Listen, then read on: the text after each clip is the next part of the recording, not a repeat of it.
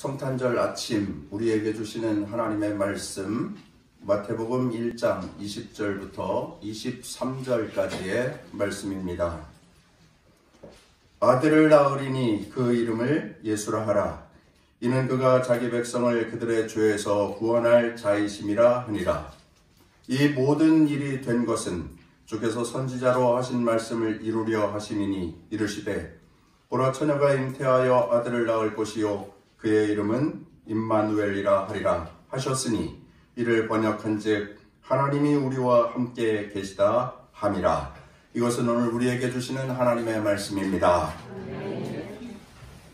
할렐루야. 오늘은 예수님이 탄생하신 예수님 생일입니다. 우리에게 언제나 은혜를 주시고 또 우리에게 언제나 힘을 주시고 또 언제나 우리에게 동행하여 주시는 예수님의 생일입니다. 함께 예배합니다. 예배하는 귀한 성도 여러분, 예수님이 여러분에게 힘이 되시고 또한 능력이 되시고 복이 되시기를 주의 이름으로 축원합니다. 함께 예배하는데 탄생하신 아기 예수님께 환영하며 축하하며 우리 다 같이 박수로 맞이하겠습니다. 예수님의 이름 이야기를 먼저 하겠습니다.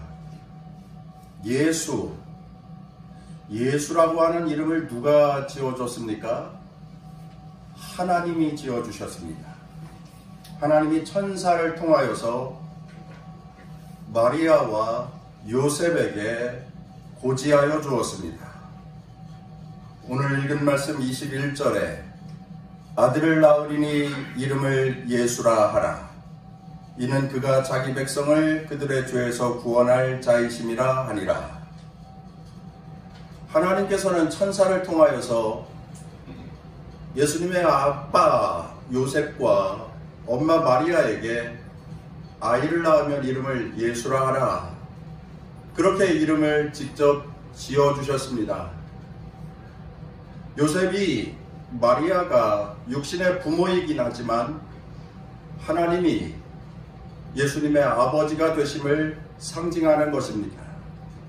아버지가 자녀의 이름을 지었는데 예수님의 이름을 지은 하나님은 예수님의 참된 아버지가 되신다 하는 것을 말씀해 주고 있는 것입니다.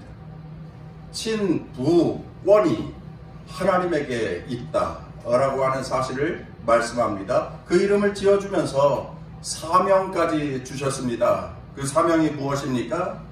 이는 그가 자기 백성을 그들의 죄에서 구원할 자이심이라. 예수님은 모든 인생을 죄로부터 구원하여 주시는 그 사명을 갖고 이 땅에 오셨다라고 하는 것입니다. 하나님 나라의 그 영광된 보좌를 버리시고 예수님이 이 땅에 오셨습니다. 왜 오셨습니까? 세상에 수많은 사람들이 죄 가운데에서 살다가 지옥 가야 하는데 그 인생을 가로막고 하나님 나라 천국으로 그들의 인생을 바꾸어 구원받은 하나님의 백성이 되게끔 하기 위하여서 예수님이 이 땅에 오셨습니다. 하나님이 사람이 되어 이 땅에 탄생하셨습니다. 그것이 예수님의 사명이었습니다. 그리고 예수님은 공생의 사역을 마치시고 마지막 십자가에 피 흘리심으로 하나님께서 당신에게 주셨던 그 사명을 감당하셨습니다. 그 사실을 믿고 의지하고 사는 자들에게는 하나님 나라 권세, 하나님 나라 백성의 권한을 허락하여 주셨죠. 모든 믿는 자마다 지옥의 형벌에서 하나님 나라 영광을 얻는 자들이 되게 하셨습니다. 할렐루야. 예수를 구원자로 믿으시고 예수를 나의 참된 인생의 주로 믿으시고 참된 구원의 길, 천국의 백성의 삶을 사는 귀한 성도들이 다 되시기를 주의 이름으로 축원합니다. 그런데 오늘 본문 말씀에 보면 예수님의 또 하나의 이름이 있습니다. 예수라고 하는 이름 외에 천사가 붙여준 또 하나의 이름이 있는데 그것은 임마누엘이라고 하는 것이었습니다. 23절 말씀입니다. 보라, 처녀가 잉태하여 아들을 낳을 것이요 그의 이름은 임마누엘이라 하리라 하셨으니 이를 번역한즉 하나님이 우리와 함께 계시다 함이라. 임마누엘, 예수님의 또 다른 이름이었습니다. 그런데 임마누엘의 뜻이 본문 말씀에 나오고 있습니다. 하나님이 우리와 함께 계시다 함이라. 다시 이야기하면 예수님이 이 세상에 오심으로 말미암아 그 사실을 믿고 의지하고 살아가는 하나님의 백성들에게는 하나님이, 예수님의 아버지 되시는 하나님이 우리와 늘 함께 계시다 하는 것, 그것을 경험하면서 사는 그리스도인이 된 것입니다. 은혜이지요. 축복입니다. 그리고 영광입니다. 그리고 그것이 이루어진 날 성탄절입니다. 오늘 우리 함께 우리에게 임하신 하나님, 우리에게 사랑으로 다가오시는 예수 그리스도, 그분을 마음속에 모시고 영접하여 드리는 귀한 시간이 다 되시기를 주의 이름으로 축원합니다. 23절 말씀을 한번 다시 읽어보겠습니다. 같이 읽겠습니다. 시작. 보라, 처녀가 잉태하여 아들을 낳을 것이요 그의 이름은 임마누엘이라 하리라 하셨으니 이를 번역한즉 하나님이 우리와 함께 계시다 함이라. 이것은 선지자가 했던 말씀을 천사들이 요셉과 마리아에게 전해주었습니다. 선지자가 했던 말씀이라. 이사야서 7장 14절에, 그러니까 예수님 오시기 전 700년 전에 이사야 선지자를 통하여서 주셨던 말씀입니다. 그런데 이 이사야가 전해준 이 말씀에는 아주 귀한 스토리가 담겨져 있습니다. 그 말씀을 잠시 드리도록 하겠습니다. 이사야가 전하여 준 그 말씀의 배경은 유대 왕 아하스 왕 때였습니다. BC 720년경. 아하스는 아주 위험한 나라의 지경에 처했을 때에 유다의 왕이 되었습니다. 그 위험한 지경, 위험한 상황이라고 하는 것은 북이스라엘 왕 베가와 아람 왕 르신이 연합하여서 남유다를 침략해 오는 때에, 그때에 아하스가 남유다의 왕이 된 것입니다. 그때에 하나님께서 이사야 선지자를 통하여서 아하스 왕에게 말씀합니다. 내 나라가 절대로 멸망하지 않을 것이다. 북이스라엘과 아람 나라가 연합하여 공격해 오지만 내 나라로 멸망하지 않게 하겠다. 그에 대한 보증으로 징조를 보여줄 테니 어떠한 징조든지 하나를 구하라. 그러면 아하스가 하나님을 참되게 여기고 하나님을 믿고 의지하였다고 한다면 어떠한 징조를 보여달라고 말씀하면 되는 거예요. 그런데 아하스 왕이 징조를 구하지 않겠다고 합니다. 하나님, 징조를 구하지 않겠습니다. 어떠한 보증을 서주지 않으셔도 됩니다. 어떠한 것을 보여주시지 않아도 돼요. 그렇게 이야기하면서 뭐라고 말을 하느냐면 하나님을 시험하지 않기 위해서 그러는 겁니다.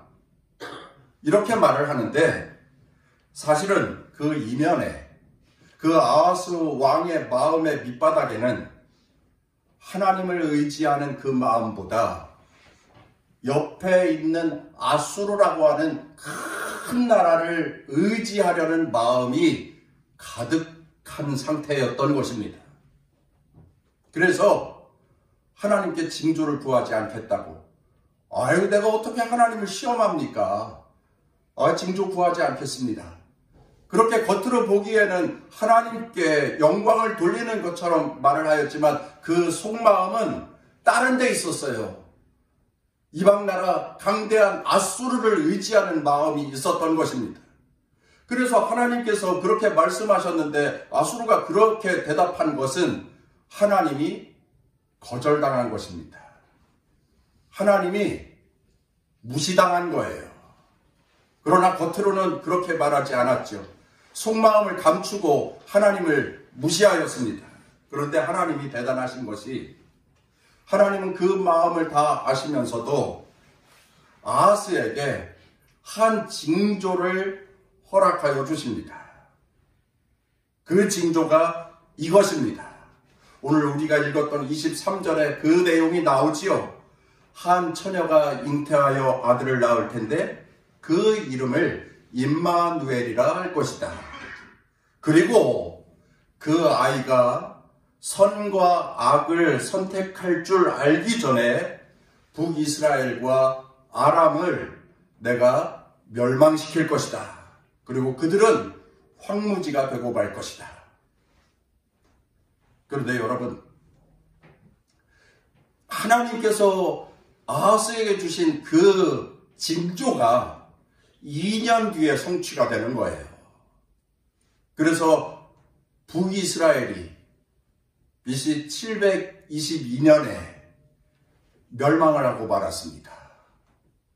하나님께서 말씀하신 것이 그대로 성취가 되었습니다. 물론 그때 아하스는 믿지 않았죠. 믿을 수가 없었죠. 2년 뒤에 벌어질 일을 그가 믿을 수 없었죠. 하나님이 징조라고 보여줬지만 아하스는 믿지 않았습니다. 그런데 우리는 이스라엘의 역사를 압니다.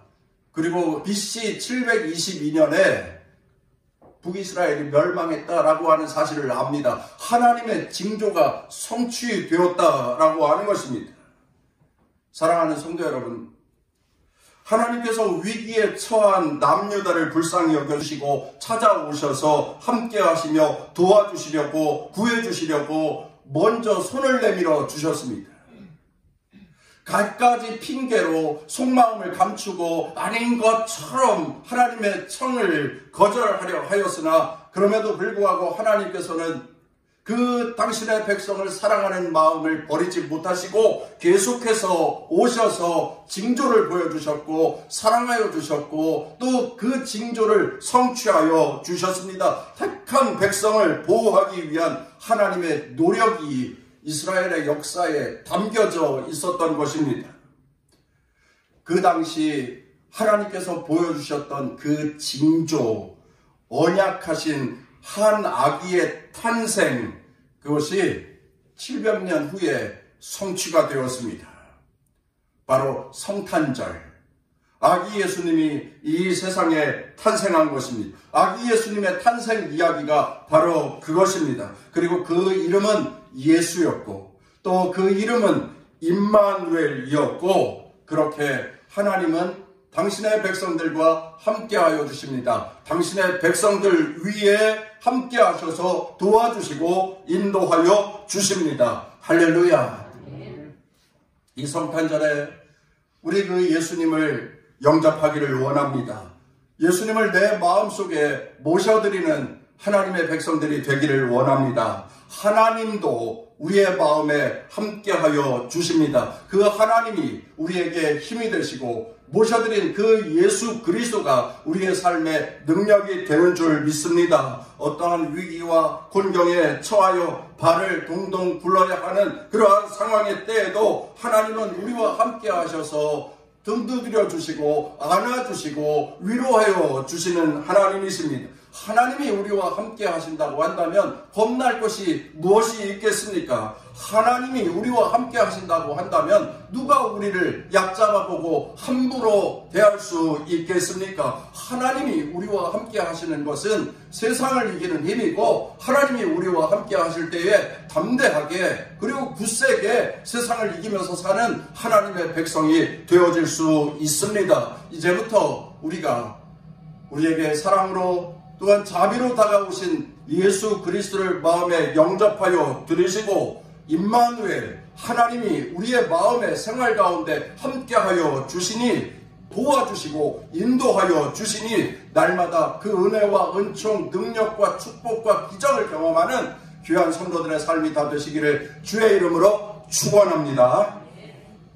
하나님께서는 예수님의 탄생을 통하여서 여전히 어려워하고 힘겨워하고 그리고 괴로워하고 답답해하는 그리고 많은 어려움과 고난 가운데 있는 당신의 백성들을 능히 건져내 주실 하나님, 그 하나님이 되십니다. 그렇게 하나님이 인간이 되어 이 세상에 오신 예수님은 능력입니다. 예수님은 힘입니다. 예수님은 우리의 가장 믿을 만한 비밀 언덕이 되어주시고 끊어지지 아니하는 굵은 동아줄과도 같은 분인 예수 그리스도이십니다.